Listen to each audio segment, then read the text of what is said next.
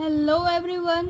तो अब हम स्टार्ट करते हैं एक्सरसाइज 5.2 जिसमें सिर्फ 2 क्वेश्चंस हैं। तो first question is how would you rewrite Euclid's fifth postulate so that it would be easier to understand. You remember कि यूक्लिड्स का जो फिफ्थ पोस्टुलेट था वो थोड़ा लंबा था, तो बिकॉज वो लेंथी था तो हो सकता है कि कई लोगों को उसमें समझने में तकलीफ़ हुई हो। तो उसको हम सिंपली कैसे लिख सकते हैं, हम सिंपली उसको ऐसे लिख सकते हैं कि सपोज़ एक लाइन है एल, ओके, और एक पॉइंट है पी।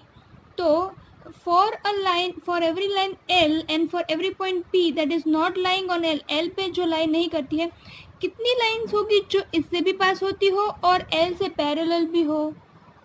ओके, तो इससे पास होती हुई कितनी लाइंस बना सकते हैं हम, वैसे तो इनफाइनाइट, पर जो इससे पास होती हो वैसे कितनी लाइंस बना सकते हैं, सिर्फ एक ही ना।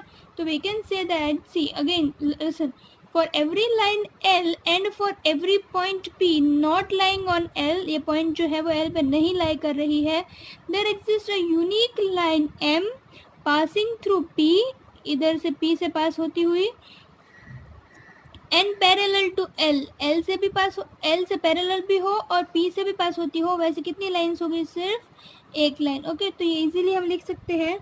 और भी हम लिख सकते हैं उसको कि two distinct intersecting lines can not be parallel to the same line. जैसे कि ये दोनों लाइंस है, ठीक है, तो ये दोनों पैरेलल है, तो अगर मैं एक लाइन ड्रॉ करूँगी तो दोनों से इंटरसेक्ट होगी।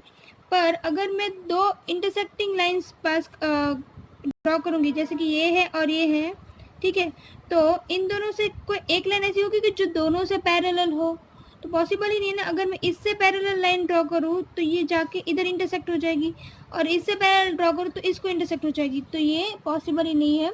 तो वो जो है स्टेटमेंट्स वो आपको टेक्स्ट बुक में लास्ट में समरी में दिए हुए हैं 6 पॉइंट पे, दोनों ही पॉइंट्स, तो वो आप देख सकते हैं, ठीक है।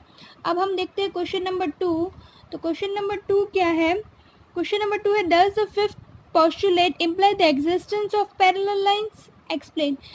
एग्जिस्टेंस ऑफ पैरेलल लाइंस का मतलब क्या है कि ये फिफ्थ पोस्टुलेट से हमको पैरेलल लाइंस के बारे में कुछ पता चल रहा है।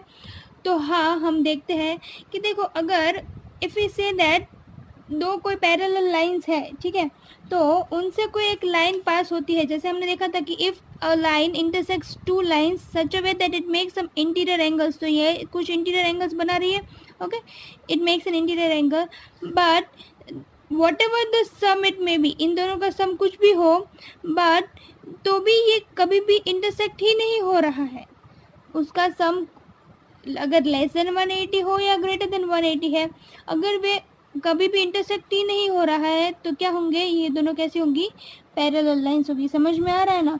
what does it mean to say that if a straight line falls on two straight lines such that the sum of the interior angles is equals to, if they are actually parallel lines होगी तो हमेशा उनके बीच का angle कितना रहेगा, 180 रहेगा, ठीक है।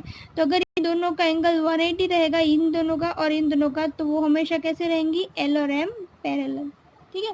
तो इसी के साथ हमारी एक्सरसाइज 5.2 भी कंप्लीट होती है और चैप्टर 5 भी कंप्लीटेड।